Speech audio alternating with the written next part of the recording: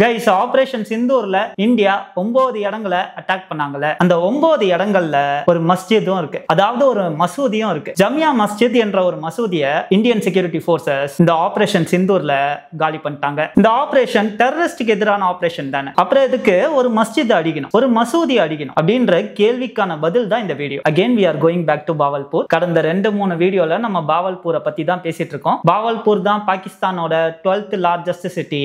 லாகூர்ல இருந்து வெறும் 400 கிலோமீட்டர்ல இருக்க ஒரு நகரம் இது. அண்ட் பஞ்சாபோட சவுத் பகுதியில இந்த நகரம் இருக்கு.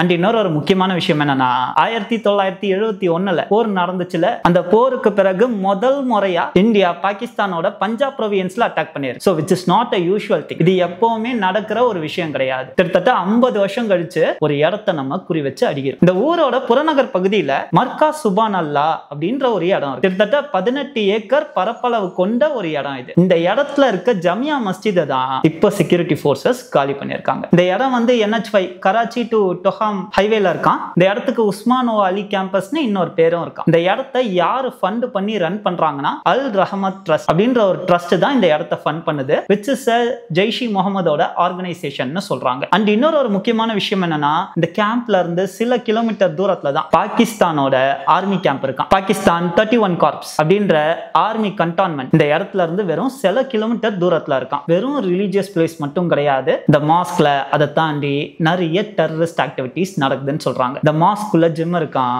அதாவது டெரரிஸ்ட பலப்படுத்துறதுக்கான ஜிம் இருக்கான். ஸ்விம்மிங் பூல் இருக்கான். இது எதுக்குன்னா டீப் டைவ் ட்ரைனிங் பண்றதுக்காக ஸ்விம்மிங் பூல் இருக்கான். அதை தாண்டி ஆர்ச்சரி ட்ரைனிங்கும் இந்த பகுதியில தந்துட்டு இருக்காங்களாம். இதெல்லாம் தாண்டி ஜெய்ஷி முகமதோட ஹெட் குவார்டர்ஸ் ஆகும் நர்வ் சென்டராகவும் இந்த பகுதி இயங்கிட்டு வருதுன்னு சொல்றாங்க. இந்த இடத்துல டெரரிஸ்ட ட்ரெயின் பண்றது மட்டும் இல்லாம அவங்கள பிரெயின் வாஷ் பண்றதும் இந்த இடம் தான் சொல்றாங்க. அண்ட் மசூத் அசார், அவனை பத்தியும் நம்ம கடந்த வீடியோல பார்த்திருக்கோம். அவன் பிறந்து வளர்ந்தது எல்லாமே பாவல்பூர்ல தான். சோ அவனும் அவனோட ஃபேமிலி மெம்பர்ஸும் தங்குற இடம் சுபான் அல்லான்னு தான் சொல்றாங்க. சோ அவன் மட்டும் இல்ல, அவனோட ரிலேட்டிவ்ஸ் நிறைய பேரும் ட்ரைனிங்ல ஈடுபட்டு இருக்காங்க, டெரரிஸ்ட் ட்ரைனிங்ல ஈடுபட்டு இருக்காங்க.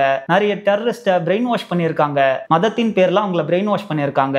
ஈவன் நவம்பர் 2024 ஒரு 6 மாசத்துக்கு முன்னாடி ஒரு பெரிய கூட்டத்தை இந்த பகுதியில கூட்டி மசூத் அசார் அவங்கள ரிலீஜியஸ் பிரெயின் வாஷிங் பண்ணியிருக்கான். அவனோட பேச்சுல இந்தியாவை நம்ம அழிக்கணும், தகர்க்கணும், ரிவெஞ்ச் எடுக்கணும் அப்படின்ற வார்த்தைகளை யூஸ் பண்ணியிருக்கான். இதெல்லாம் எப்ப நடக்குது? ஒரு 5-6 மாசத்துக்கு முன்னாடி நடக்குது. அண்ட் இது எல்லாமே பாகிஸ்தானோட ஆர்மி கேம்ப் பக்கத்திலேயே நடந்துட்டு இருக்கு. அண்ட் பாகிஸ்தான் இந்த டெரரிஸ்ட் குரூப்ஸ்க்கு அகைன்ஸ்டா எந்த நடவடிக்கையும் எடுக்கிறது இல்ல, அவங்கள ரொம்ப ஃப்ரீயா எங்க விட்டுறாங்க. நாளைக்கு மறுபடியும் இந்த இடத்துல ட்ரைனிங் நடத்தலாமா, டெரரிஸ்டுக்கான ட்ரைனிங் நடத்தலாமா அப்படின்ற பயம் வரும். ஏன்னா இப்போதைக்கு இந்த பகுதி வல்னரபிளா மாறிடுச்சு. இந்தியா நினைச்சா பாகிஸ்தானுக்குள்ளேயே நுழைஞ்சு அந்த பகுதியை அடிக்க முடியும் அப்படின்ற செய்தியை ஆபரேஷன் சிந்தூர் கொடுத்துருச்சு. சோ அடுத்த சில மாதங்களுக்காவது திரும்பி அட்டாக்கே பண்ண மாட்டாங்கன்னு நான் சொல்ல வரல. ஏன்னா அவனுங்களாம் வேற மாதிரி ஆளுங்க, பயங்கரமான பிரெயின் வாஷ் ஆன ஆளுங்க, சாக கூட தயங்க மாட்டாங்க. ஏன்னா புல்வாமா அட்டாக்கும் இங்க தான் ட்ரைனிங் கொடுத்ததா சொல்றாங்க, சூசைட் பாம்பர்ஸையும் இங்க தான் ட்ரைனிங் பண்றதா சொல்றாங்க. இதை தாண்டி ஆர்ம் ஸ்டீலிங்லாம் கூட இந்த பகுதியில நடக்குதான். சோ இந்த அட்டாக் பண்ணதுனால அடுத்த சில மாதங்களுக்காவது இந்த பகுதியில ஒன்று கூடுறதுக்கு டெரரிஸ்டுக்கு பயம் இருக்கும். அண்ட் நம்ம எதுவுமே செய்யலனா, இந்த பகுதியை நம்ம எதுவுமே செய்யலனா, இந்த பகுதியில டெரரிஸ்ட் ட்ரெயின் ஆகி திரும்பியும் இந்தியா வந்து அடிச்சுக்கிட்டே இருப்போம். நம்ம ஏற்கனவே சொன்ன மாதிரி நம்ம என்னதான் பாகிஸ்தான் கிட்ட பேச்சுவார்த்தை நடத்தினாலும் ஓப்பனாவே இந்த டெரரிஸ்ட் ஆர்கனைசேஷன்லாம் அவங்க ஆர்மி கேம்ப் பக்கத்திலேயே இயங்கிட்டு இருக்கும், அவங்களும் கண்டுக்க மாட்டாங்க. அண்ட் இன்னொரு விஷயம் என்ன சொல்றாங்கன்னா, சிவிலியன்ஸோட கேஷுவாலிட்டிஸை கம்மி பண்ணணும்ன்றதுக்காகவே இந்தியா